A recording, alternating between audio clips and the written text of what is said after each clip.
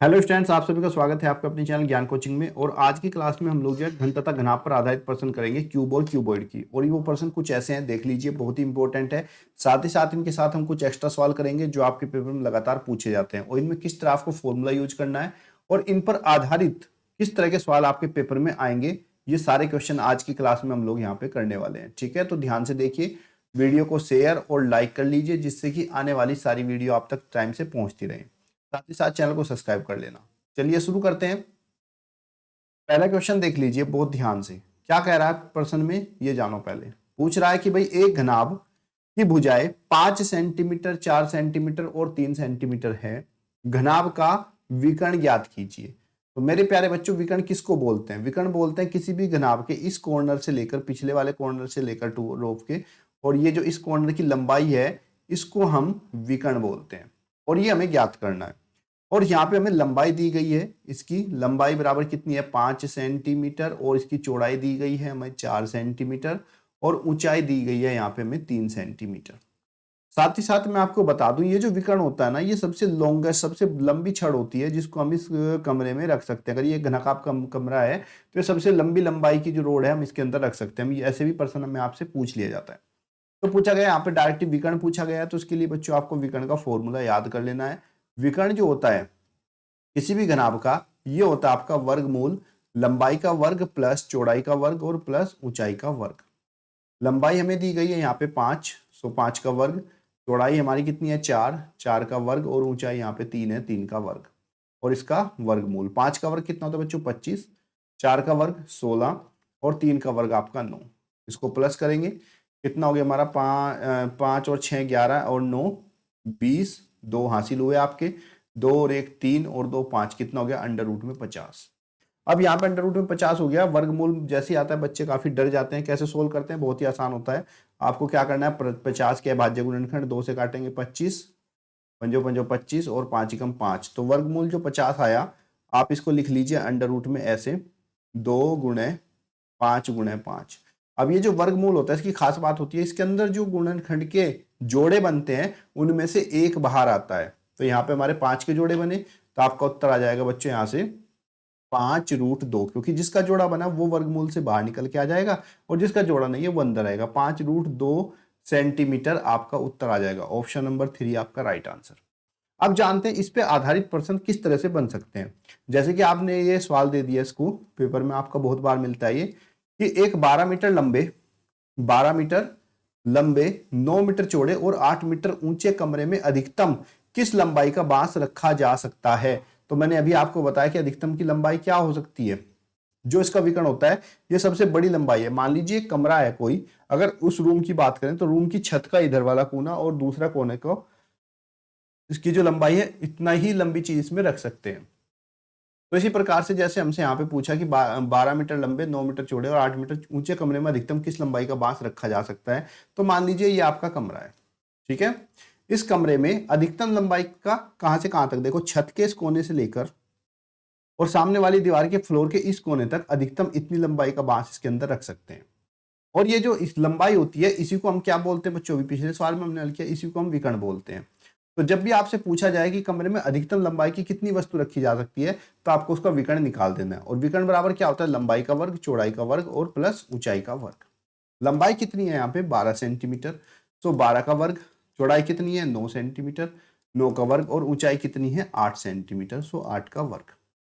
12 का वर्ग होता है 144। अच्छा हाँ, कुछ बच्चे वर्ग में भी गड़बड़ कर देते हैं। जैसे 12 का वर्ग है ना, तो कुछ बच्चे क्या करते हैं, 12 गुणा 2 करके 24 लिख देते हैं। बच्चों ऐसा नहीं करना, ये आपका गलत हो जाएगा। जिस भी संख्या का वर्ग होता है इसका मतलब है, अगर ये ऊपर यहाँ पे 2 घात लिखी है तो उसका मतलब ये है कि 12 की गुणा 12 में करनी है 2 बार। तो 12 और 12 की गुणा करके 144 आता है। तो इसलिए 12 के वर्ग को मैं यहाँ पे बोलूंगा कि कितना हो गया आपका? 144 हो गया। क्लियर है बच्चों? वीडियो को लाइक जरूर कर लेना अगर आपको अच्छे समझ में आ रही है। उसके बाद फिर 9 का वर्ग है, तो 9 की 9 से गुणा करेंगे कितना आएगा? 81। और 8 की 8 से गुणा करेंगे कितना आएगा? 64। अब हम इन तीनों संख्याओं को प्लस कर लेंगे, 144, 81 और 64। तो 4 और 1 5 और 4 9, और भाई 4 8 12, 6 18 8 और 1 1 2, कितना हो गया? 289। अब अंडर रूट में हमारा 289 आ गया, 289। अब मैं इसके फैक्टर करूंगा। 289 के फैक्टर जब हम करते हैं तो बच्चे 17 का वर्ग होता है। अगर आपको डायरेक्ट वर्ग याद है तो भी अच्छी बात है, नहीं है तो ऐसे आप फैक्टर कर लीजिए। देखो 17 के जोड़े बने, जोड़े में से एक बाहर आएगा तो इसमें 17 मीटर लंबी जो वस्तु है इसके अंदर रखी जा सकती है। ऑप्शन नंबर ए आपका राइट आंसर है। क्लियर बच्चों? अगला प्रश्न देखते हैं। नेक्स्ट क्वेश्चन है आपका कि एक घन की भुजा 10 सेंटीमीटर है, इसके विकर्ण की लंबाई ज्ञात कीजिए। देखो इससे जो पिछला क्वेश्चन था उस वाले क्वेश्चन में हमें दिया गया था घनाभ। घनाभ क्या होता है? जिसमें तीनों भुजाएं अलग अलग होती है, लंबाई चौड़ाई ऊंचाई, जैसे कि ये वाला था। अब अगले प्रश्न में दिया है कि एक घन है, ठीक है। घन क्या होता है? जिसकी सभी भुजाएं बराबर होती है, बराबर लंबाई चौड़ाई के से बनता है वो। ये आपका क्या हो गया? घन। इसकी भुजा हमें दी गई है और इसकी भुजा है 10 सेंटीमीटर। साइड कितनी है? 10 सेंटीमीटर। इसको हम ए से दिखा सकते हैं। इसकी सब भुजाएं बराबर होती है और पूछ रहा है इसके विकर्ण की लंबाई। तो विकर्ण तो वही रहेगा ना, पिछली छत से लेकर और इस कॉर्नर की जो लंबाई है इसको हम विकर्ण कहते हैं। तो इसका सूत्र आप कर लीजिएगा, नोट कॉपी में, नोटबुक में भी जो है आप नोट भी होता है, √3 और गुणा में भुजा। ये सूत्र होता है आपका विकर्ण का। ठीक है बच्चों, ध्यान रखना विकर्ण का। अब यहाँ पे भुजा कितनी दे रखी है? 10 दे रखी है, तो कितना हो जाएगा? 10√3 सेंटीमीटर। ये आपका आंसर हो जाएगा। ऑप्शन नंबर आपका 2 राइट आंसर है। अब इस पर आधारित प्रश्न कैसे आ सकता है? एक घनाकार कमरे की लंबाई 15 मीटर है, उसमें बड़ी से बड़ी कितनी लंबी छड़ रखी जा सकती है, ये हमें बताना है। तो यहाँ पे हमारे पास एक कमरा इसने दे दिया और ये कमरा कैसा है? घनाकार है, यानी इसकी लंबाई चौड़ाई ऊंचाई सब बराबर है। तो इसकी भुजा कितनी हो गई बच्चों? 15 मीटर हो गई। हमसे पूछ रहा है इसमें अधिकतम कितनी लंबी छड़ रख सकते हैं। तो कोई भी अगर हमारा घनाकार या घनाभकार होता है तो उसमें सबसे लंबी जो है वही रख सकते हैं जो उसका विकर्ण होता है। और विकर्ण बराबर मैंने अभी आपको सूत्र बताया, विकर्ण बराबर क्या होता है? √3 और गुणा में भुजा। ठीक है, यहाँ पे √3 और भुजा कितनी है बच्चों? 15 है। कितना हो जाएगा? 15√3 सेंटीमीटर। ऑप्शन नंबर आपका 4 राइट आंसर है। ठीक है बच्चों, अगला प्रश्न देखिए। अगला प्रश्न है, एक घनाभ आपको दिया गया है, ये आपका घनाभ है और इस घनाभ की लंबाई 24 सेंटीमीटर है और चौड़ाई इसकी 14 सेंटीमीटर है और ऊंचाई इसकी 7.5 सेंटीमीटर है। पूछ रहा है इस घनाभ का संपूर्ण पृष्ठ क्या होगा? घनाभ का संपूर्ण पृष्ठ बताइए क्या होगा। तो बच्चों घनाभ का जो संपूर्ण पृष्ठ होता है इसका सूत्र होता है आपका संपूर्ण पृष्ठ बराबर 2 गुना लंबाई गुना चौड़ाई प्लस चौड़ाई गुना ऊंचाई। इसको याद कर लीजिएगा सूत्र को, और प्लस ऊंचाई गुना लंबाई। ठीक है, तो यहाँ पे 2 गुना लंबाई कितनी दी गई है बच्चों? ध्यान से देखिए, लंबाई कितनी है? 24। 24 गुणे चौड़ाई है 14 प्लस चौड़ाई गुना ऊंचाई 14 गुना ऊंचाई कितनी है? 7.5 और प्लस ऊंचाई गुना लंबाई, ऊंचाई कितनी है? 7.5 और गुणा में लंबाई है 24। तो 2 गुना 24 और 14 की गुणा करेंगे जो कि हमें मिल जाएगा कितना? 336 प्लस 14 और 7.5 की गुणा करेंगे 105 और प्लस 7.5 और 24 की गुणा करेंगे, यहाँ पे बच्चों 24 है, ये 24 की गुणा करेंगे तो आपको मिल जाएगा 180। इसको हम प्लस करेंगे 2 गुना, इसको प्लस करेंगे, प्लस करने पर कितना मिलेगा आपको? ये 6 5 11 1 और 3 और 8 11 और 1 12, 3 और 1 4 और 1 5 और 1 6, कितना हो गया? 621। 621 की 2 से गुणा करेंगे 1242 सेंटीमीटर स्क्वायर। आपका option number C right answer हो जाएगा। अगला प्रश्न देख लीजिए। एक घन के सतह का क्षेत्रफल 600 सेंटीमीटर स्क्वायर है, इसके विकर्ण की लंबाई ज्ञात कीजिए। ये मोस्ट इंपोर्टेंट प्रश्न है, कॉपी में नोट कर लो। एक घन के सतह का क्षेत्रफल दिया गया है, ये घन है, इसका पूरा टोटल क्षेत्रफल दिया गया है। तो इसका जो क्षेत्रफल होता है सतह का, जिसको हम संपूर्ण पृष्ठ बोलते हैं, ये आपको दिया गया है। संपूर्ण पृष्ठ कितना दिया गया? 600 सेंटीमीटर स्क्वायर। तो बच्चों इसका जो सतह का क्षेत्रफल होता है, संपूर्ण पृष्ठ होता है, ये बराबर होता है हमारा किसके? 6 गुना भुजा का वर्ग।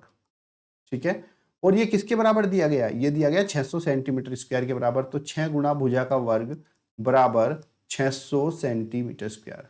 तो ए स्क्वायर बराबर कितना होगा? जो यहाँ पे गुणा में होता है वो इधर भाग में चला जाता है, तो 600 भाग 6 ऐसे भाग करेंगे तो कितना आ गया बच्चों? 100। तो ए स्क्वायर बराबर आपका कितना हुआ यहाँ पे बच्चों? 100 आया। जब यहाँ से स्क्वायर हटाएंगे तो इधर अंडर रूट लग जाएगा, तो a बराबर कितना हो गया, वर्गमूल 100। तो a बराबर 100 के गुणनखंड करोगे आप तो 10 गुणा 10 मिल जाएगा।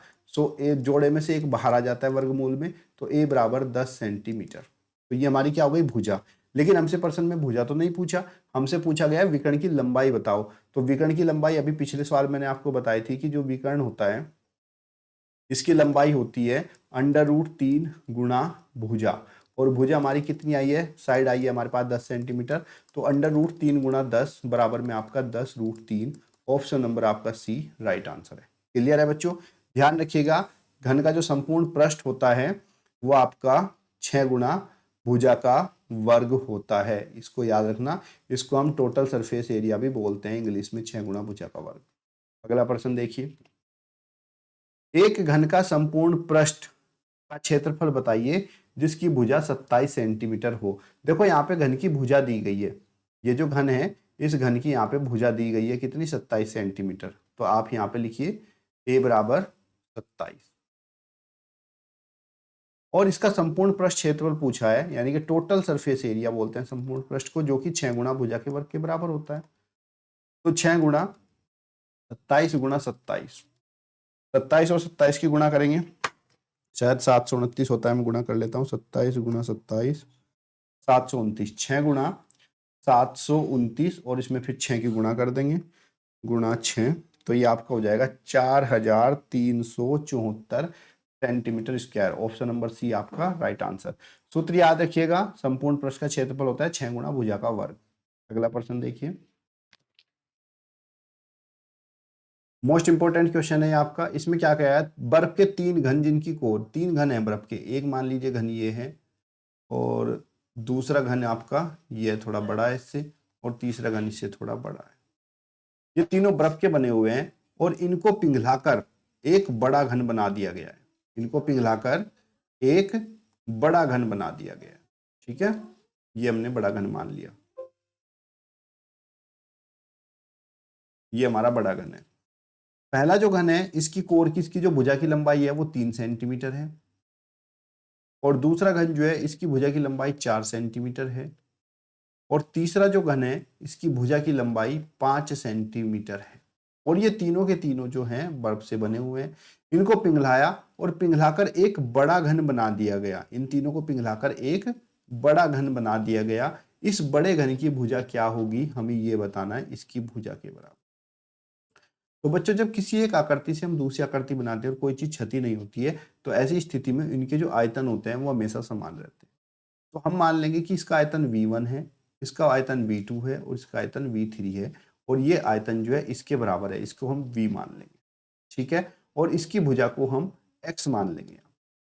अब हम कहेंगे कि ये जो बड़े वाला आयतन है, भाई आयतन क्या होता है, ये बात सूत्र आप याद रखना। आयतन जो होता है घन का, आयतन बराबर होता है भुजा की घात 3, यानी कि भुजा का हम क्यूब करते हैं तो हमारा आयतन आ जाता है। तो इस प्रश्न के अनुसार जो नया हमारा घन बना इसका आयतन, इसके आयतन को हमने v कहा, तो इसका जो आयतन है ये बाकी घनों के आयतन के योग के बराबर होगा, क्योंकि तीनों को पिघलाकर ही तो इसको बनाया है। तो इसका आयतन भुजा की घात 3 है तो कितना हो जाएगा, x की घात 3 बराबर पहले का आयतन, पहले की भुजा 3 है तो 3 की घात 3, दूसरे की भुजा कितनी है 4 तो 4 की घात 3 और तीसरे की भुजा है 5 तो 5 की घात 3। x की घात 3 बराबर 3 या 9 या 27, 4 का क्यूब होगा, 4 के 3 बार आपस में गुणा, 4 चौक 16 चौके 64 और पंजो पंजो 25 पंजे 125। तो यहाँ पे बच्चों आपको x की घात 3 बराबर, इनको प्लस कर देंगे, 5 4 9 7 16 और इधर 6 2 8 2 10 और 1 11 और 1 1 2, कितना हो गया 216। अब यहाँ पे हमें भुजा बतानी है जो जिसको हमने x माना था। तो जब यहाँ पे बच्चों हम यहाँ से क्यूब हटाएंगे तो इधर हमारा क्यूब रूट यानी कि घनमूल आ जाएगा 216। अब हमें क्या करना है, 216 के अभाज्य गुणनखंड करते हैं। चलिए 2 एकम 2 0 2 अठे 16 2 पंजे 10 2 चौक 8 और 2 दूनी 4 2 सते 14 3 नम 27 3 तिया 9 और 3 एकम 3। अब यहाँ से बच्चों हम क्या करेंगे, x बराबर 216 के गुणनखंड करेंगे, 2 गुणा 2 गुणा 2 गुणा 3 गुणा 3 गुणा 3। अब इसको बच्चों जब हम घनमूल निकालते हैं तो ध्यान रखना, जब हम घनमूल निकालते हैं तो जो इसके भाज्य गुणनखंड होते हैं इसमें 3 3 का जोड़ा बनाते हैं। तो यहाँ पे 3 का जोड़ा 2 का बना तो 1 2 बाहर आ जाएगा। फिर यहाँ पे 3 का जोड़ा 1 ये बना, इसमें से 3 बाहर आ जाएगा, 2 3 6। तो उस जो नया घन हमारा बना, इसकी भुजा कितनी हो जाएगी 6 सेंटीमीटर, क्योंकि हमने एक्स इसकी भुजा माना था। ऑप्शन नंबर सी आपका राइट आंसर हो जाएगा। अगला प्रश्न देखिए, एक आयताकार टैंक है जो पानी से भरा हुआ है, इसमें पानी का आयतन 6.8 घन मीटर है। यदि इसके आधार का क्षेत्रफल 8500 वर्ग सेंटीमीटर हो तो इसकी ऊंचाई कितनी होगी, ये हमें बताना है। तो बच्चों ये हमारे पास एक टैंक है, ठीक है। इस टैंक के अंदर पानी भरा हुआ है और पानी कितना है, उसका आयतन है 6.8 घन मीटर सेंटीमीटर क्यूब। अब इसकी जो सतह का क्षेत्रफल है, जो नीचे का क्षेत्रफल दिया है टोटल इतना, ये क्षेत्रफल हमें दिया गया है एरिया 8500 सेंटीमीटर स्क्वायर। अब यहाँ पर जो क्षेत्रफल दिया गया सेंटीमीटर में, और ये आपको इसका जो पानी है वो घन मीटर में है, metre cube, sorry metre cube, और ये आपका सेंटीमीटर क्यूब है। तो पहले हम क्या करेंगे, जो क्षेत्रफल हमारा सेंटीमीटर स्क्वायर में है इसको हम सेंटीमीटर स्क्वायर में बदलेंगे। और ध्यान रखना 1 सेंटीमीटर स्क्वायर में आपका 1/10,000 मीटर स्क्वायर होता है। तो इसका जो क्षेत्रफल है ये 8500 हमें दे रखा है, 8500 सेंटीमीटर स्क्वायर। इसको हम 10,000 से भाग करेंगे और साथ में मीटर स्क्वायर लगा देंगे। 2 जीरो से 2 जीरो कट जाएगा तो 0.85 मीटर स्क्वायर हो जाएगा। हमसे पूछा इसकी ऊंचाई बताइए। तो बच्चों जब हमें ऊंचाई निकालनी होती है तो ऊंचाई बराबर होता है आयतन बटे एरिया। आयतन कितना है 6.8 और क्षेत्रफल कितना है हमारा 0.85। नीचे कितने के बाद दशमलव बच्चों, 2 के ऊपर है 1 के, तो दशमलव से दशमलव हटेगी और ऊपर की तरफ हमारा 10 से गुणा हो जाएगी। अब यहाँ से काटेंगे 17 पंजे 85, 17 चौके 68, 5 चौक 20, 4 चौक 16। तो इसकी जो ऊंचाई है वो बच्चों हमारी 16 मीटर आएगी। ऑप्शन नंबर सी आपका राइट आंसर हो जाएगा। ठीक है बच्चों, समझ में आया आप लोगों को। ये वाला क्वेश्चन जो आप सेल्फ से करोगे, एक आयताकार खेत का क्षेत्रफल दिया गया है, इसकी लंबाई 22 मीटर हो तो चौड़ाई और परिमाप आपको बताना है। बहुत ही आसान प्रश्न है वैसे तो ये। देखो क्षेत्रफल दिया गया है 396, ठीक, और इसकी लंबाई दी गई है 22 मीटर। तो पहले क्या करेंगे, हम इसकी चौड़ाई निकालेंगे। चौड़ाई बराबर क्या होता है, क्षेत्रफल को लंबाई से भाग कर देते हैं, ठीक है। तो 396 को आप इसको 22 से भाग कर दीजिए, आ जाएगा आपकी जो भी चौड़ाई होगी। और फिर आपसे पूछा परिमाप, यानी कि इसके चारों तरफ की माप, जो कि होती है 2 गुना लंबाई प्लस चौड़ाई। तो ये सवाल आप लोग जो है खुद करके मुझे आंसर बताओगे कितना आपका आंसर आया यहाँ पे। ठीक है बच्चों, तो उम्मीद करता हूँ ये क्वेश्चन आप लोगों को समझ में आ गए होंगे। तो वीडियो को शेयर, चैनल को सब्सक्राइब कर लो ताकि आने वाले सारे वीडियोज आपको टाइम से मिलते रहें और पेपर में आपकी अच्छी सफलता मिले, जिसके लिए मैं विशेष करता हूँ। धन्यवाद। जय हिंद, जय भारत।